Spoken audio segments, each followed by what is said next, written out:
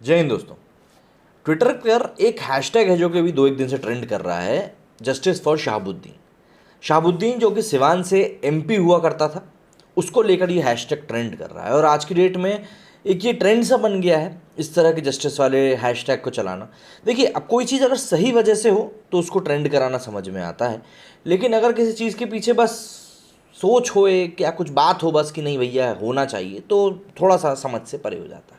अब यहाँ पे कोई बुराई वाली बात नहीं, कोई अच्छाई वाली बात नहीं, भैया जिसकी जो सोच है उसको उस हिसाब से काम करना चाहिए। और इसमें भाई डेमोक्रेसी है भारत, सभी को अपनी सोच अपनी बात सामने रखने का एक पूरा हक होता है। तो मेन मुद्दा जो है इस वीडियो को बनाने का, थोड़ी सी जो एक डाउट्स क्रिएट किए जा रहे हैं उनको लेकर हम बात करेंगे। भाई देखिए, जस्टिस फॉर शहाबुद्दीन किन कारणों से ट्रेंड कर रहा है।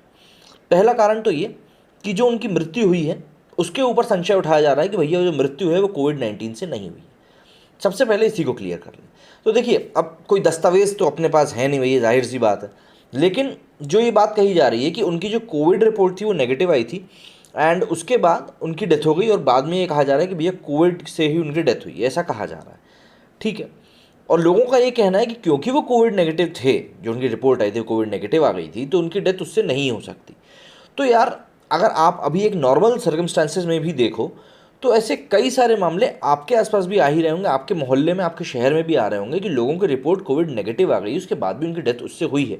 इवन लोगों को कोविड पॉजिटिव बताया गया है, उनका पूरा ट्रीटमेंट हुआ 14 से 20 दिन का, उनकी पोस्ट रिकवरी हुई है और उसके बाद भी पोस्ट कोविड सिम्टम्स के कारण नेगेटिव आने के बावजूद उनकी डेथ हुई है। तो ये यहाँ पे कहना कि भैया वो नेगेटिव थे, उनकी डेथ कोविड से कैसे हो गई, ये बिल्कुल भी लॉजिकल नहीं है इस समय पर। हाँ, अब आप उसके ऊपर को थोड़ी सी ये लगा रहे हो कि भाई इन लोगों ने कुछ षड्यंत्र करा है या वो कुछ करा है, तो एक बात की बात है, वो एक अलग बात है। उसको लेकर तो आप जितनी चाहें बातें करना चाहते हो आप कर सकते हो, लेकिन ये कहना कि वो कोविड नेगेटिव थे इसलिए वो कोविड से नहीं मर सकते, वो एक बात अलग है। लेकिन उसको बिल्कुल भी आप जस्टिफाई नहीं करते। रोहित सरदाना जी, जिनका भी कुछ ही दिनों पहले मतलब शांत हुए हैं, उनका भी साथ भी सेम यही चीज़ है, उनकी भी कोविड रिपोर्ट जो थी वो नेगेटिव आई थी और उसके बाद उनकी मृत्यु हो गई। पहली बात तो ये क्लियर हो गई। दूसरी ये कि भाई उनके जो आरजेडी जो कि उनको सपोर्ट करती थी वो, अच्छा ये तीसरी बात कर देते हैं। दूसरी बात ये कि ये कहा जा रहा है कि उनके परिवार को उनकी डेड बॉडी नहीं दी जा रही है और ये कहा जा रहा है कि भाई उनको डेड बॉडी नहीं दी जाएगी और सिवान में जो वो लोग उसके उनका पूरा अंतिम संस्कार करना चाहते हैं, सुपुर्द खाक जो होता है, वो नहीं करने दिया जा रहा है। तो देखिए, अगर मृत्यु किसी की भी, अभी की बात नहीं कर रहा हूँ मैं, लास्ट ईयर जब से कोविड आया है इवन दुनिया भर में, कि जब भी किसी व्यक्ति की मृत्यु कोविड के कारण होती है तो वैसे भी उसकी डेड बॉडी जो है वो उसके परिवार वालों को नहीं सौंपी जाती है, उसको हॉस्पिटल से डायरेक्ट लेके जाया जाता है। कहाँ पे? जहाँ पे भी उसको उसका अंतिम क्रिया होने वाली होती है वहाँ पे ले जाया जाता है। वहाँ पे उनका एक पर्टिकुलर स्टाफ होता है और परिवार के 1 या 2 लोग होते हैं हद से हद, जो कि उस क्रिया में सम्मिलित होते हैं, या फिर नहीं भी होते हैं तो दूर से खड़े होकर देखने की इजाज़त होती है, दैट्स इट। उससे ज़्यादा कुछ भी नहीं होता।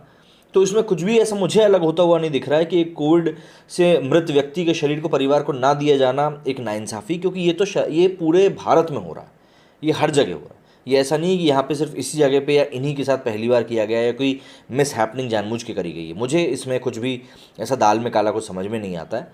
तो ये दूसरी बात हो गई कि भैया उनकी डेड बॉडी क्यों नहीं दी जा रही। तीसरी बात, एक वीडियो सामने आया, 1.5-2 मिनट का था वो वीडियो। उसमें एक शख्स काफ़ी चिल्ला चोट करता हुआ नज़र आ रहा है और वो ये कह रहा है कि भाई जब ये भाई साहब जब शहाबुद्दीन जेल से छूटे थे बेल पर, तब तो 1500 गाड़ियाँ आ गई थी, लेकिन आज की डेट में जब वाकई में उनके परिवार को उनकी ज़रूरत है कि साथ में लोग आके खड़े हों, तब कोई भी उनका साथ नहीं दे रहा है। तो ऐसे में एक चीज़ आपको ये चीज़ समझनी पड़ेगी कि शहाबुद्दीन जिस बैकग्राउंड से आते थे, जिस बैकग्राउंड से वो आते थे, वो था राजनीति। और राजनीति को हमारे देश में गंदी जगह यूं ही नहीं कहा जाता। राजनीति को गंदा इसीलिए कहा जाता है, पढ़े लिखे लोग जो राजनीति में नहीं जाना चाहते हैं वो इसीलिए नहीं जाना चाहते हैं कि राजनीति एक ऐसी जगह है जहाँ पे डूबते हुए सूरज में तपिश तो मानी जाती है, लेकिन डूबते हुए सूरज को कभी सलाम नहीं ठोका जाता। अगर आप वो सूरज हो जो कल की डेट में ऊपर जाने वाला है और मुझे आपसे फ़ायदा होने वाला है, तो मैं आपको सलाम भी ठोकूंगा, इवन मैं आपको अपने कंधे पे बिठा के शहर भी घुमाऊंगा। लेकिन अगर मुझे ये पता है कि आप डूबने वाले हो, तो आप कौन हो ये मैं याद भी नहीं रखूँगा। आपने कितना ही मेरा सपोर्ट किया हो, आप कितने ही मेरे आगे पीछे घूमे हो, इससे कोई फ़र्क नहीं पड़ता। लेकिन अगर आज मुझे आपसे कोई फ़ायदा नहीं है तो मैं आपके साथ नहीं खड़ा हूँ। ये बात क्लियर कट होती है राजनीति में। तो ऐसे में जो लोग ये बोल रहे हैं कि भाई जस्टिस फॉर शहाबुद्दीन, उनको इंसाफ मिलना चाहिए, ये वो अपने ओवैसी साहब जो हैं उन्होंने भी इसको लेकर ट्वीट किया। अब भाई ओवैसी साहब तो पढ़े लिखे इंसान हैं, वो जानते हैं भाई कोविड के बाद जो डेड बॉडी होती है उसके साथ क्या ट्रीटमेंट किया जाता है, किस तरीके से उसको हैंडल किया जाता है, सारी प्रोसेस उनको पता होगी। इतने बड़े नेता हैं, इतने लोगों से जुड़े हैं, इतना समाज सेवा का काम करते हैं, तो उनको तो ये सब चीज़ें पता ही होंगी। तो फिर इस तरह का ट्वीट करके जो उन्होंने कहा कि भाई उनके परिवार को डेड बॉडी नहीं दी जा रही, ये सब चीज़ें, तो उनको तो बल्कि इस चीज़ के बारे में लोगों को जागरूक करना चाहिए, पर पता नहीं क्यों ये चीज़ कर रहे हैं।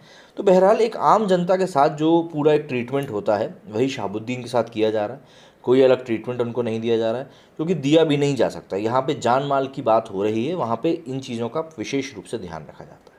तो उम्मीद करता हूँ ये जस्टिस फॉर शहाबुद्दीन को लेकर जो भी कुछ आपके डाउट्स होंगे वो क्लियर हो गए होंगे, और दिवंगत आत्मा को भगवान शांति दे। जय हिंद, जय भारत।